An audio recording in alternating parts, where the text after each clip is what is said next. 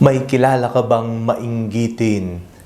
Ako po si Father Fiel Pareha at ito po ang ating segment, ang Daily Devotion, na kung saan tayo po ay magdarasal, magbabasa at magdinilay kasama ng salita ng Diyos sa buong taon. Manalangin tayo. Sa ngalan ng Ama, ng Anak at ng Espiritu Santo. Amen. Halina, Banal na Espiritu, liwanagan mo ang aming puso at isip nang maunawaan at may sa buhay namin ang iyong salita. Amen. Our Bible passage for today is from the Gospel of St. Mark chapter 3, verses 1 to 6, and I read it for you. Again, he entered the synagogue, and a man was there who had a withered hand. They watched him to see whether he would cure him on the Sabbath, so that they might accuse him.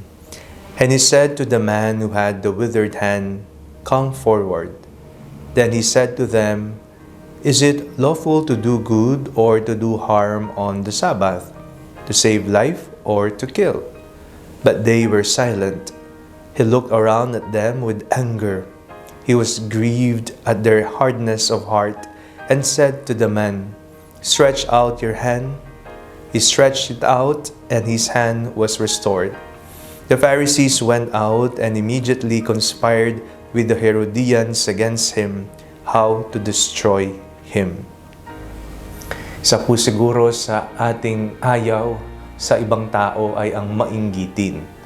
Pero kung ayaw natin na nakikita ito na ipinapamalas ng ibang tao sa atin o sa iba, baka naman minsan o madalas, ikaw ay ang taong kinaiinisan mo. Ikaw ang mainggitin. Sa ating pong binasang ebanghelyo, nakita po natin, hindi kaya naiinggit ang mga taong nais sumilos sa Panginoon, mga taong nag-uumang ng patibong para maisuplong siya upang siya'y mapahuli at maipapatay.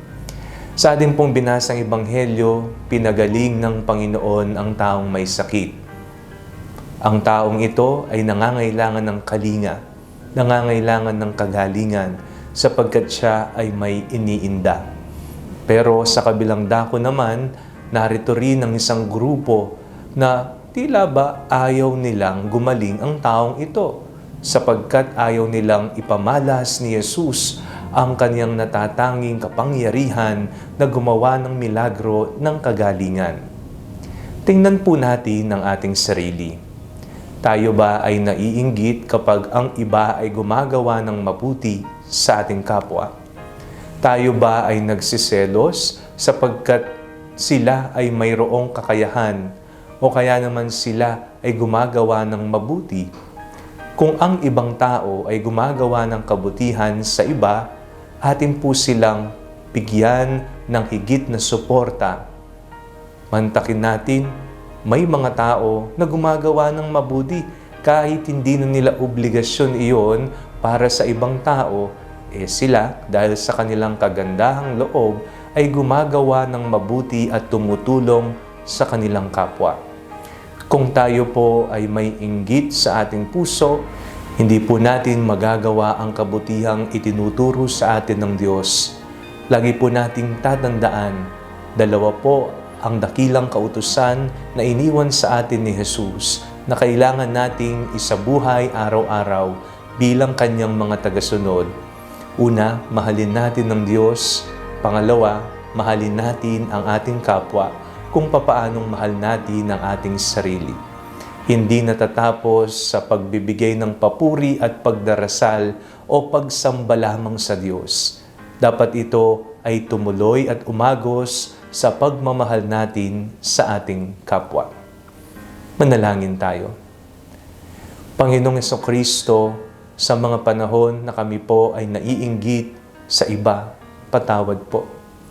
Panginoon, gabayan niyo po ang aming mga puso na palaging mahalin hindi lamang po ang aming mga sarili, kundi maging ang aming kapwa. Amen. Sa ngalan ng Ama, ng Anak at ng Espiritu Santo. Amen. Huwag po ninyong kalimutang i-like ang video ito, mag-comment po kayo and share it with your family and friends. Ang Panalangin Bago Matulog ay may sariling Facebook page na po. Huwag niyo pong kakalimutang mag-like at mag-follow dito, and do not forget to subscribe to our YouTube channel. I-click niyo lang po ang link na nasa description ng video ito, o kaya naman po just search Father Fiel Pareha. Kung nais niyo naman pong maging updated sa mga kaganapan ng ating pagpapahayag, you can join our broadcast channel dito po sa ating Facebook page. God bless you po.